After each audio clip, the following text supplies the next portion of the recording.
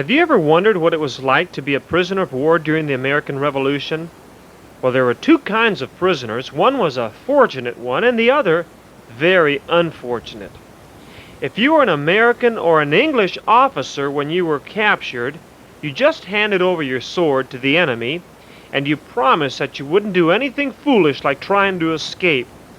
Then you would be put up as a guest in somebody's house, and they treated you like one of the family. It was a different story if you were captured at sea and were not an officer or a soldier from a wealthy family. The captured American seamen were sent to New York City and imprisoned on a British ship called the Jersey, which had become an old leaky-teaky, half-rotted, smelly, rat-infested, no longer used warship. Picture for a moment being put into the dark hull of the ship. The ship's guards would laugh with devilish laughter and grin as the hatch was closed behind you. Everyone was put into the hull of the ship, and that was the last of the sun you'd see unless they carried you out feet first.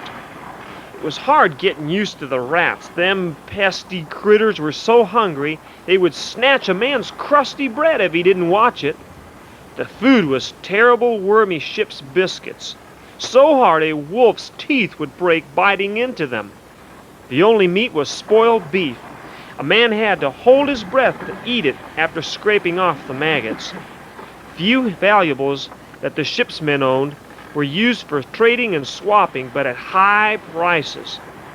About 11,000 prisoners died from these poor conditions before the war was over during the American Revolution. Being a prisoner is bad news, but I've got good news.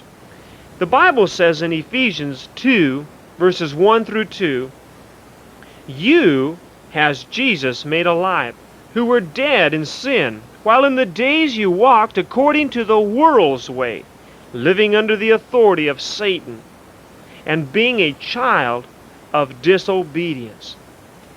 You must understand that before a person receives Jesus and is made alive, Satan controls us and what we do. He's like that cruel jailer laughing at the prisoners while being bound up below deck in a dark ship's hull. We need Jesus to set us free from sin and death. Just the other day I ministered to a 12-year-old girl who told me she couldn't help herself from stealing. She stole her grandpa's $400 savings and knew it was wrong. She admitted that without Christ she couldn't stop, and was now allowing Jesus Christ to be the Lord of her life and to control the temptation to steal. Don't let Satan, the devil, who's like a dirty rat, who'll steal your spiritual food that Jesus wants to give you, don't let him have control over your life. Live as a free child of Jesus Christ, a child of God delivered from Satan and prison.